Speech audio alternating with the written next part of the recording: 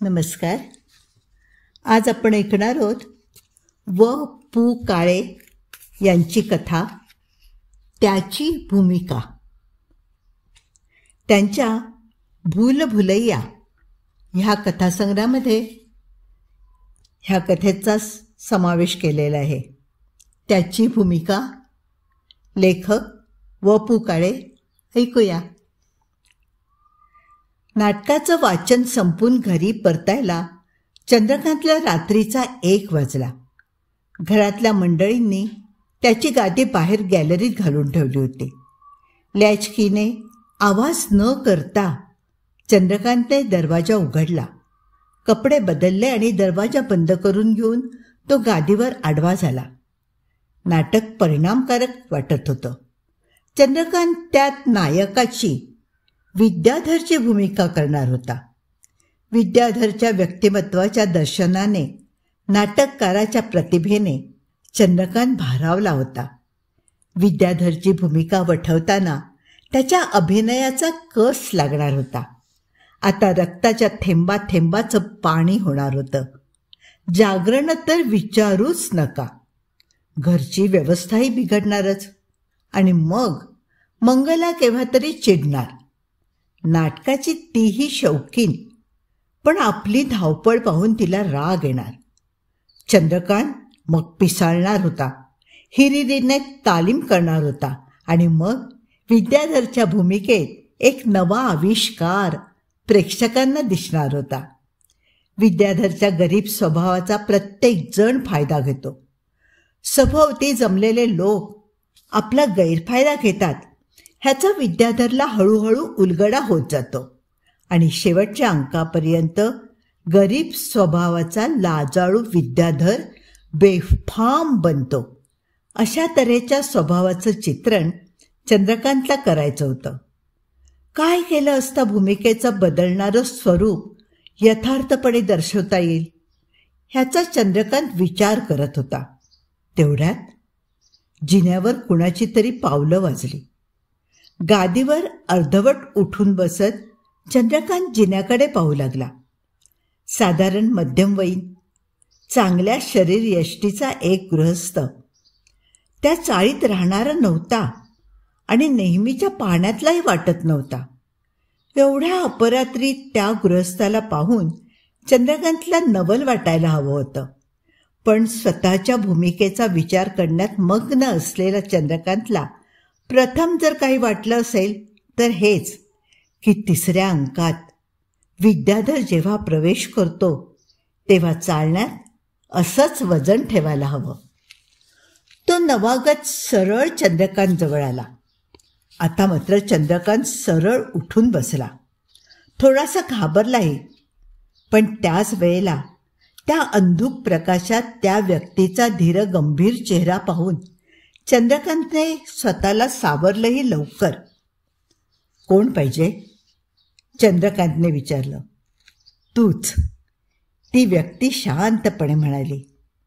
एक अनोळखी गृहस्थ रात्री 1 वाजण्याच्या सुमारास एकेरी नावाने संबोधून म्हणतो तूच? सगळंच अघटित, आश्चर्यात टाकणारं होतं. तथापि मामला भिण्यासारखा नाही ह्याची पण चंद्रकांतला खात्री वाटली. आपलं नाव? विद्याधर. माफ करा, मी तुम्हाला ओळखलं नाही. पूर्वी आपली गाठ पडल्याचंही आठवत नाही आहे.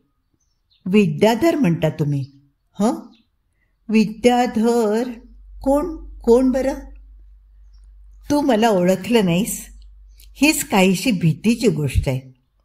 तुला वास्तविक माझी ओळख इतरांपेक्षा पटकन पटायला हवी. माझी ओळख पटली नाही तर तू माझी भूमिका वठवणार तरी कशी? बोलण्याचा सूर भारदस्त होता. पद्धत मात्र चमत्कारिक होती. संवाद कोड्यात टाकण्यासारखे वाटत होते, पण आवाज आर्जवी होता. मी विद्याधर, त्या नवागताने ठासून सांगितलं. चंद्रकांत आणखीन गडबडून गेला. हे सगळं और घडत होतं, पण आता ते निरर्थक मात्र वाटत नव्हतं. त्यात काहीतरी होतं, पण काहीतरीचा उलगडा मात्र होत नव्हता. ते सगळं समजणं आवाक्याच्या बाहेरचं होतं. काहीशा दयेच्या याचनेने चंद्रकांतने त्या विद्याधर नाव सांगणाऱ्या व्यक्तीकडे पाहिलं आणि ती व्यक्ती पण त्याच्याशी सविस्तर बोलण्याच्या इराद्याने खाली बसली. विद्याधर ह्या एका व्यक्तीवर नाटकाचं पाऊण यश अवलंबून आहे, पण त्याचा अर्थ नाटकाचा सूत्रधार विद्याधर आहे असं मात्र नाही. कारण विद्याधरच्या स्वभावात जे फेरफार झाले त्या फेरफारांना त्याची स्वतःची मनोरचना फारशी जबाबदार नाही, तर बाह्य घटना जबाबदार आहेत. तेव्हा बाह्य घटनांचं चित्रण उठावदार व्हायला हवं. एकदम कबूल, पण त्या सगळ्यांचा केंद्रबिंदू विद्याधरच आहे. हां, असे ना का? त्याचा अर्थ विद्याधर लोकांसमोर उभा करताना आटापिटा केला पाहिजे असं नाही आहे. नाटकातला हिरो कोण? विद्याधरच की, चंद्रकांत म्हणाला. हेच चूक. नाटकातला हिरो आहे रमेश. मला तुम्ही सांगा, गडकरांच्या भावबंधनमध्ये हिरो कोण आहे? चंद्रकांत गप्प राहिला. पुन्हा ते अज्ञात व्यक्ती म्हणाली, भावबंधनचा हिरो घनश्याम, जो नाटकाचं कथानक सतत फिरत ठेवतो तोच खरा हिरो. तसंच आहे ह्या नाटकाचं. रमेशचं चित्रण जेवढं परिणामकारक होईल तितका विद्याधर आपोआप लक्षात राहील. विद्याधरची भूमिका करताना तुझी असामान्य अभिनय शक्ती कसाला लागलीच पाहिजे असं नाही आहे. मग मला घेतलं तरी कशाला? चंद्रकांतचा अहंकार डिवचला गेला. तेच सांगतो, दिग्दर्शक रानडे काय किंवा बाकीचे लोक काय, ह्यांना सगळ्यांना विद्याधरचंच महत्त्व वाटतंय. ही भूमिका वास्तविक स्वतःच्या साधेपणावरच उभी राहणार आहे.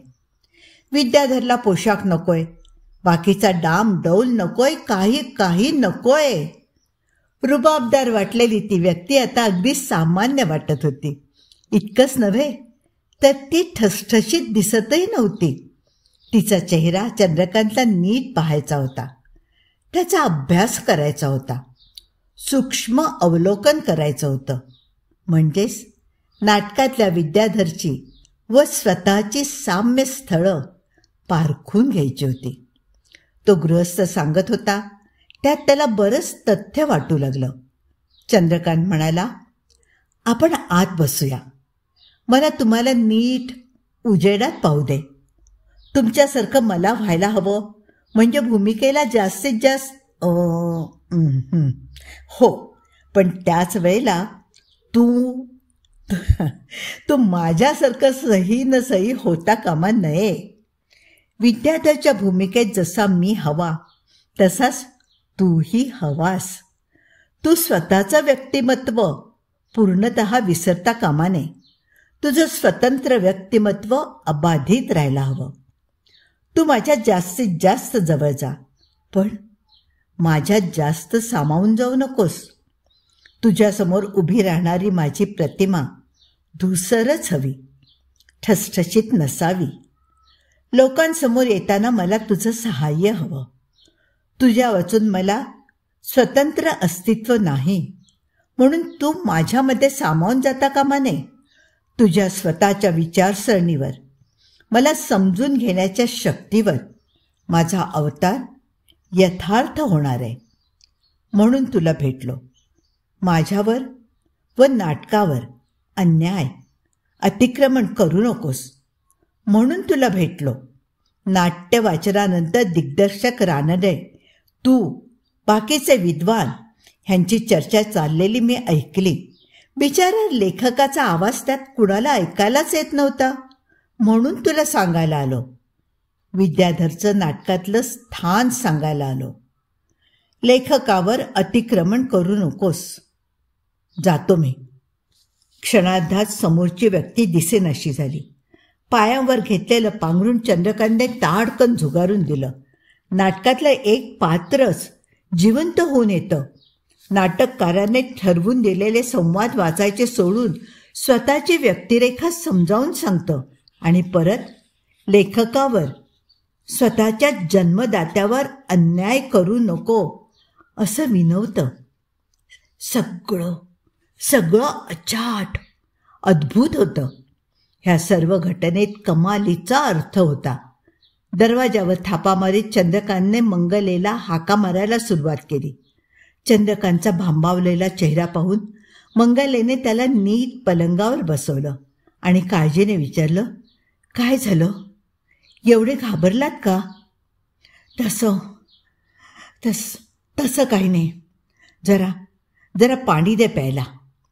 पाणी पिऊन झाल्यावर चंद्रकांत स्वतःच्याच तंद्रीत म्हणाला, विद्याधर म्हणतो ते खरंय.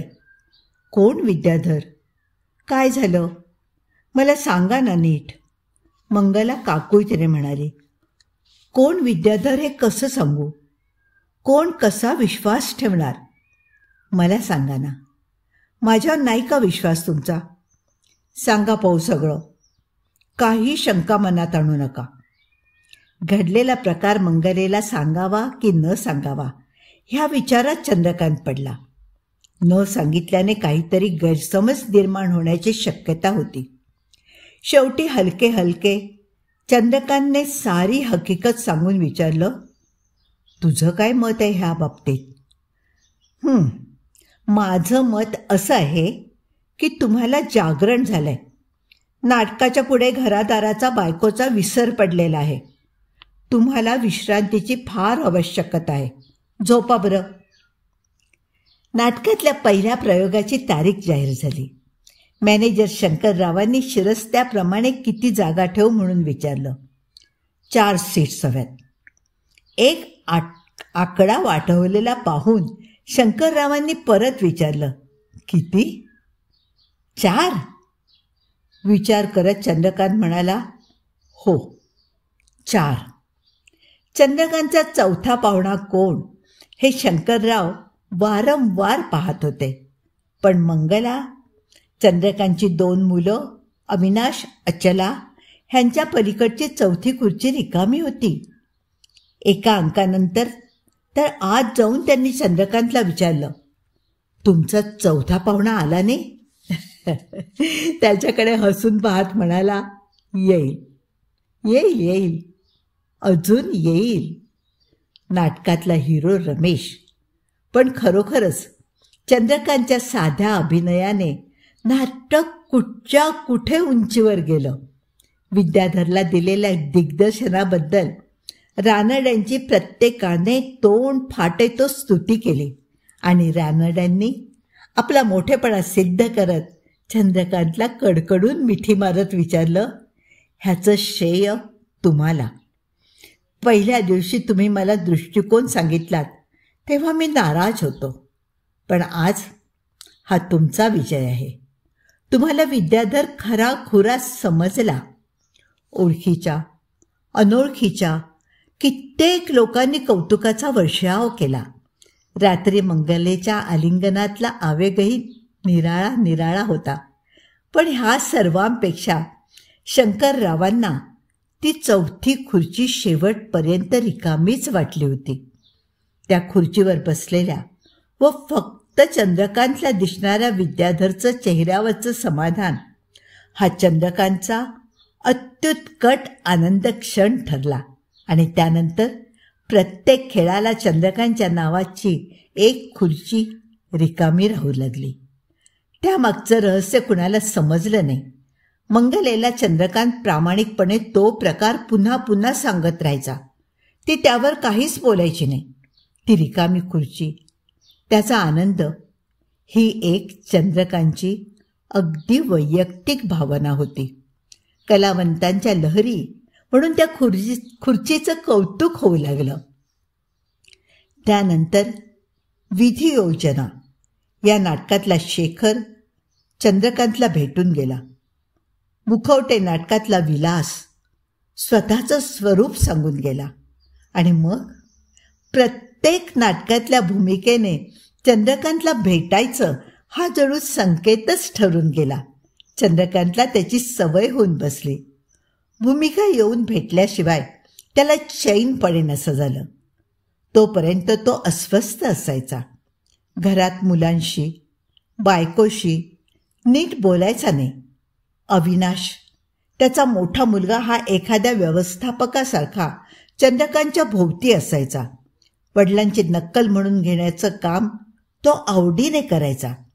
पण हे सगळं भूमिका भेटून गेल्यानंतर तोपर्यंत चंद्रकांत कशाला हात लावित नसे. काही वेळा परिस्थिती उलट असायची. भेटायला येणाऱ्या, विचार विनिमय, चर्चा करायला येणाऱ्या माणसांची एवढी झुंबड उडायची की चंद्रकांतला श्वास घ्यायला फुरसत मिळायची नाही. आणि मग चंद्रकांतला भेटायला उत्सुक झालेले नाटककाराचे मानसपुत्र ताटकळत दरवाजापाशी उभे राहायचे. त्यांचं हे सूक्ष्मागमन फक्त चंद्रकांतला जाणवायचं. आणि 4 लोकात बसलेलं असताना आपल्या मनातली खळबळ लपवताना त्याला प्रयास पडायचे. या गुप्त संकेतामुळे चंद्रकांतला दिग्दर्शन करणं ही एक असामान्य दिग्दर्शकांच्या आवाक्याबाहेरची गोष्ट होऊन बसली. प्रत्येक नाटककाराने चंद्रकांतची भूमिका पाहून आपले मानसपुत्र योग्य वजनाने साकार होत असल्याची ग्वाही द्यावी आणि चंद्रकांतने स्वतःशीच म्हणावं, ज्या प्रतिभेचा साक्षात्कार तुम्हाला लिहिताना होतो, पण जी तुम्हाला दिसत नाही, ती प्रत्यक्षपणे माझं कसब आणि स्वतःची सगुण साकार मूर्ती पाहत समोर बसलेली असते. त्यावेळी थिएटर भरलेलं आहे की रिकामं आहे ह्याची मला पर्वाच राहत नाही. चंद्रचूडांचं नाटक वाचल्यानंतर चंद्रकांतला प्रकर्षाने काही जाणवलं असेल तर हे की ह्यातली कुमारची भूमिका आपल्यासाठी नाही. घरी आल्याबरोबर मंगलने विचारलं, कसं काय नाटक? बरं आहे, पण त्यात मला योग्य अशी भूमिकाच नाही. वा, असं कसं होईल? तुमच्यासाठीच केवळ लिहिलेल्या नाटकात तुम्हालाच भूमिका नाही? हो, तसंच. छे, तुमच्याशिवाय दुसरं कोण लायक आहे त्या कामाला? ते मला सांगता येणार नाही, पण माझ्यासाठी ती भूमिका योग्य नाही हे निश्चित. पण कशावरून म्हणता? माझ्यासाठी नाटक लिहिताना चंद्रचूडांनी माझा पूर्ण विचार केलेलाच नाही. गेली 7-8 वर्ष मी सतत काम करत आलोय. आता माझ्या स्वतःच्या म्हणून काही गोष्टी ठरलेल्या आहेत. माझ्या स्वतःच्या हालचाली, येण्या जाण्याची, बसण्या उठण्याची काही पद्धत ठरलेली आहे. माझी शरीरयष्टी ही कुमारच्या कामाला योग्य नाही. काही गोष्टी मी स्टेजवर करायच्या टाळत आलो आहे. त्या ह्या नाटकात सर्रास आहेत. काही प्रसंग तर असे आहेत की ते स्टेजवर करू नयेत असा दंडक आहे. कुमारच्या व्यक्तिचित्रणाला ते आवश्यक असेल एक वेळ, पण रंगभूमी व नट ह्या दृष्टिकोनातून मला ते मंजूर नाहीत. मी चंद्रचूडांना साफ सांगितलं, कुमार हे पात्र तुम्ही जसं रंगवलं आहे तसं हवं असल्यास मी ते काम करू शकणार नाही. आणि तुम्हाला मीच हवं असेल तर मी सांगतो ते फेरफार नाटकात व्हायला हवेत. मग त्यांना कबूल आहे? मंगलेने उत्सुकतेने विचारलं. आहे. आणखीन 8च दिवसांनी मला हवी तशी कॅरेक्टर लिहून आणणार आहेत ते. त्यांना ते तेवढं पसंत नाही आहे, पण माझ्यासाठी त्यांना ते करणं भाग पडणार आहे. बदललेल्या स्वरूपात नाटकाचं वाचन झालं. कुमारच्या चित्रणात केलेल्या सुधारणा चंद्रकांतला पसंत पडला आणि रात्री घरी परतताना नाटकाचं बाळ घेऊन तो घरी आला. ह्या वेळेला मंगलाही त्याच्याबरोबर होती. घरी परतेपर्यंत वाटेने दोघांचं नाटकावरच बोलणं चाललं होतं. घरी परतल्यावर चंद्रकांत मंगलेला म्हणाला, मी इथेच 1-2 तास बसणार आहे. चंद्रकांत का बसणार आहे ह्याची अटकळ येऊन मंगला बरं म्हणाली. आणि ह्या वेळेला चंद्रकांतला धक्का बसला. कुमार त्याला भेटायला आला नाही. सबंध रात्रभर हट्टाने गॅलरीतच बसून राहिल्याने सकाळी चंद्रकांतचं अंग भरून आलं. डोकं जड झालं. त्याला चांगलाच ताप चढला होता. सबंध आजारपणात चंद्रकांत कुमारची वाट पाहत होता. त्याची ती हुरहुर तो कुणाजवळही व्यक्त करू शकत नव्हता. प्रेक्षकांकडून मिळणाऱ्या पसंतीच्या टाळीचा कैफ जसा त्याच्याच पुरता मर्यादित होता, तशीच कुमार भेटत नसल्याची विवंचना त्याची एकट्याची होती. चंद्रकांत हिंडा फिरायला लागला. कंपनीतली इतर मंडळी, चंद्रचूड वगैरे त्याच्याकडे खेपा घालू लागली. प्रयोगाची तारीख लागली होती. पृथ्वीचे गीत हे नाटकाचं नावही जाहीर झालं होतं. चंद्रकांतने नक्कल पाठ करायला घ्यावी म्हणून दिग्दर्शक जाता येता सांगून जाऊ लागले. आणि चंद्रकांत कुमारची वाट पाहत दिवसेंदिवस जास्त जास्त बेचैन होत होता.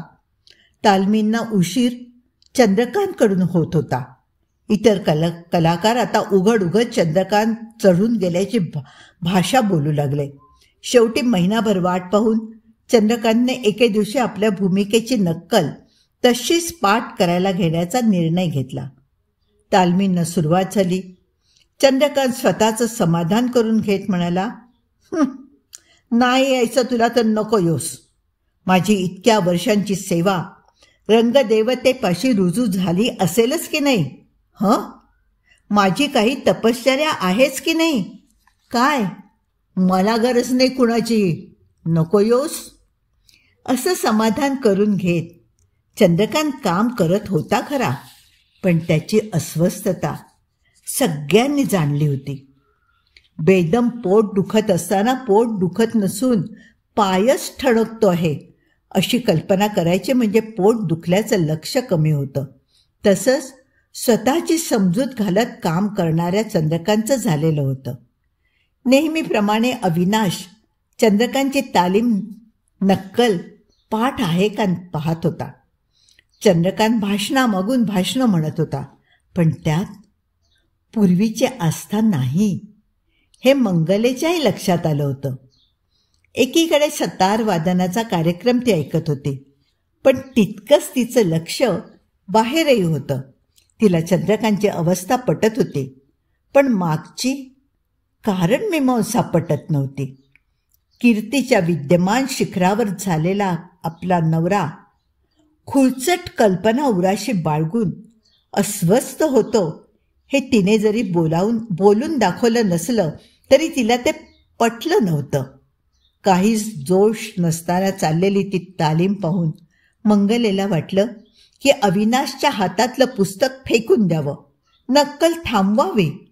पण त्याच वेळेला रेडिओपासून तिला हलावंसं वाटत नव्हतं. बाहेरची भाषणं, संवाद आणि सतार वादन ह्यांचा एक फार गमतीदार मिलाफ झाला होता. जशी एखाद्याने पार्श्वसंगीताची योजनाच केली होती.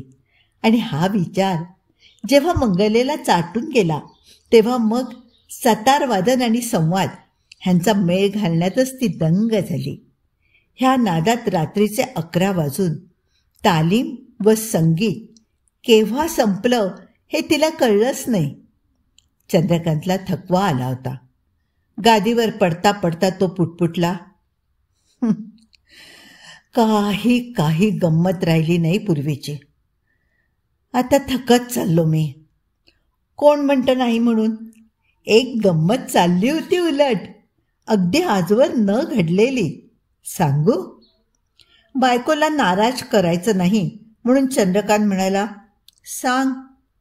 मंगला सांगू लागली, मगाशी तुम्ही नक्कल म्हणत होतात आणि रेडिओवर सतार वादन चालू होतं, तेव्हा अगदी असं वाटत होतं की नाटकाला दिलेलं जणू पार्श्वसंगीतच आहे.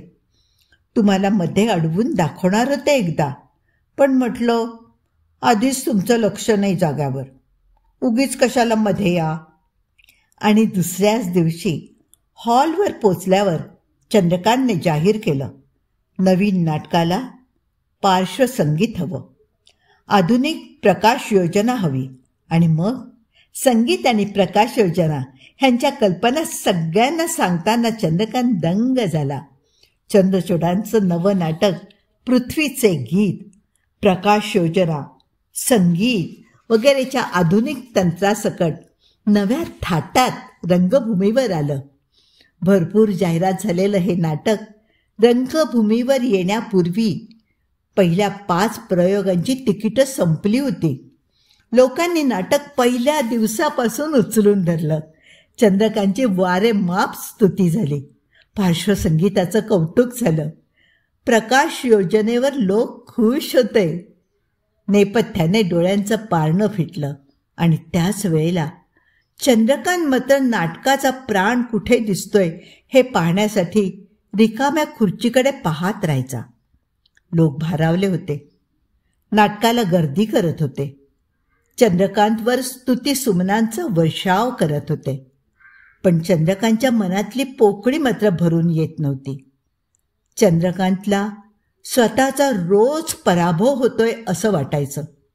नाटकाचे प्रयोगावर प्रयोग होत होते आणि प्रत्येक प्रयोग हा पराभवाचा वरचा टप्पा समजून चंद्रकांत खचत होता. त्याच वेळेला ह्या विचित्र टोचणीमुळे कोणीतरी हसतंय असं त्याला वाटायचं. एकटा असल्यानंतर तर हे आवाज फारच यायचे. शेवटी ह्या सर्वांवर तो चिडला. हे सारं विसरायला पाहिजे. हा आवाज ऐकू येता कामा नये.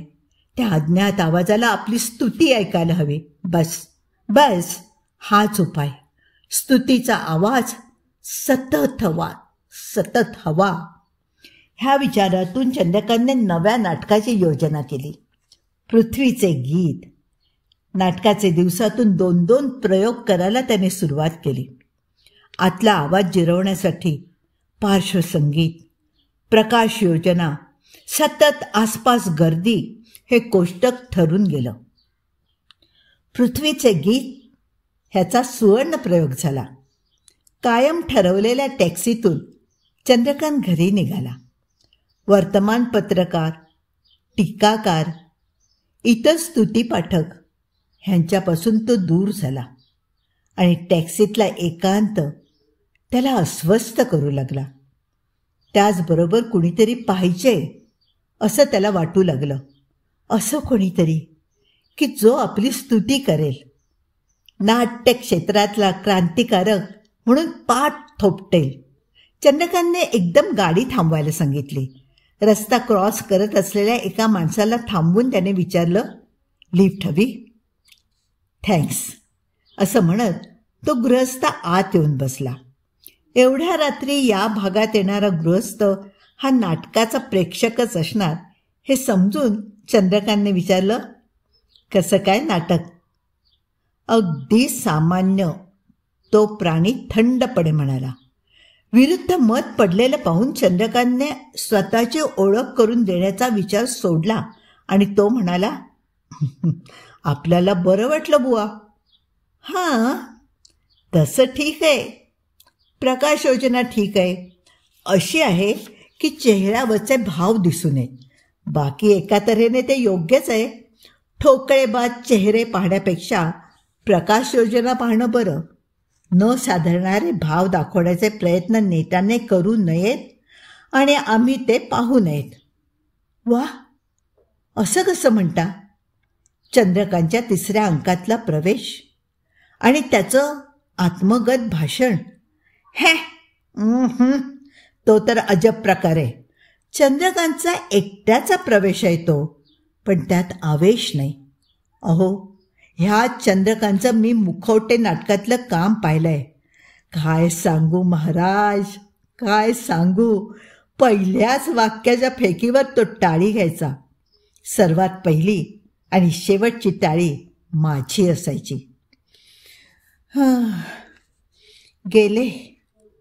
गेले ते दिवस. बाकी हेही खरंच. चंद्रकांत थकला आता. पूर्वीच्या आवाजाची झेप त्याला पेलवणं कठीण आहे. आपली कुवत त्याने ओळखली म्हणूनच पार्श्वसंगीताची योजना केली. दुसरं काय? छे, हे आपल्याला पटत नाही. नाही पटत. चंद्रकांत कमालीचा अस्वस्थ होत म्हणाला. तुम्हाला पटो अथवा न पटो, पण सांगा, भपका आणि डामडोल ह्या व्यतिरिक्त त्यात आहे काय दुसरं? त्याहीपेक्षा नवल म्हणजे स्वतः चंद्रकांतचं. त्याला स्वतःला हे कसं काय पटतं कोण जाणे. सगळा देहाचा शृंगार, नाटकात प्राण कसा तो नाही. चंद्रकांतचा स्वतःवरचा ताबा सुटत चालला. हाताची मूठ सीटवर आपटत तो म्हणाला, तुम्ही लोक जुन्याचंच कौतुक करणारे. कुणी नवे प्रयोग करू लागले की त्यांना हिणवून त्यांचे पाय खेचणारे. हे नाटक आणि चंद्रकांतची ही असामान्य भूमिका ह्यात प्राण नाही म्हणता याचा अर्थ हा की तुम्हाला नाटक समजलं नाही, तंत्र कळत नाही. हल्ली हीच फॅशन होत चालली आहे. त्याला तुम्ही बळी पडलेले दिसताय. एखाद्याने आवडलं नाही म्हटलं की तुम्हाला राग येतो. पराभव कबूल करायचा नसला की मनुष्य चिडतो. मग सोपा प्रतिकार म्हणजे तुम्हाला समजलंच नाही असं म्हणायचं आणि मोकळं व्हायचं. आम्ही कबूल करतो आमची शक्ती मर्यादित आहे म्हणून. आम्ही स्वतःला फार मोठे म्हणवतच नाही. हर्ष, खेद, आश्चर्य, हेवा ह्या सरळ सरळ भावना असलेले आम्ही सामान्य प्रेक्षक आहोत.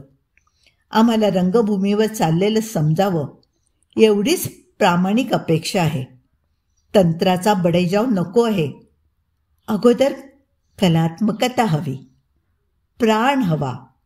समोर जे दिसेल ते लगेच कळावं आणि त्याची प्रतिक्रिया आम्हाला लगेच व्यक्त करायला मिळावी. एवढीच, बस एवढीच आमची मागणी आहे. ह्या उलट आमच्यावर लादलं जातंय ते तंत्र. परत त्याविरुद्ध बोलणं हे पाप झालंय. चंद्रकांत आणखीन वैतागला. आपण कुठे आहोत ह्याचं भान न राहून त्या गृहस्थाचे खांदे गच्च पकडीत तो म्हणाला, तुम्हा प्रेक्षकांजवळ प्रामाणिकपणा राहिला नाही. आमच्या पातळीला येण्याची तुमची पात्रता नाही, शक्ती नाही. सरळ सांगा, चंद्रकांतच्या कामात तुम्हाला काय दिसलं नाही? प्राण. स्पष्ट सांगा. नवीन तंत्राची तरफदारी करणाऱ्याला माझा प्राण हा शब्द समजू नये. अजबच. स्पष्ट हवं तर ऐक. पृथ्वीचे गीत मधला कुमार वाटत नाही. तो चंद्रकांत नटच वाटतो. नाटककाराचा कुमार आणि चंद्रकांतने दाखवलेला कुमार समजलेला नाही. खरा कुमार फार निराळा आहे, फार निराळा आहे. कुमारच्या त्या खऱ्या कुमारची कुचंबणा झाली आहे. त्याच्यावर कुणीतरी आघात केले आहेत. स्वतःची शक्ती पुरी पडत नाही म्हणून कुमारचं व्यक्तित्व मारण्याचा प्रयत्न झालेला आहे. चंद्रकांत पुन्हा गडबडला, अस्वस्थ झाला. त्या गृहस्थाकडे तो रोखून पाहू लागला. मग चंद्रकांत एकाएकी ओरडला, कोण? कुमार? किती उशिरा आलास? का असं केलंस? का केलंस असं? चंद्रकांत कुणाशी बोलतो हे पाहण्यासाठी टॅक्सी ड्रायव्हरने दचकून मागे वळून पाहिलं. टॅक्सीत कुणीही नव्हतं. कथा इथे संपली आहे. हळूहळू सिने नाट्य क्षेत्रामध्ये आशयापेक्षा, अभिनयापेक्षा तंत्राला आलेलं महत्त्व आणि तंत्राचे केलेले विविध प्रकार ह्याच्यावर वपूंनी ह्या कथेमध्ये भाष्य केलेलं आहे. पुन्हा भेटूया नव्या कथेसह.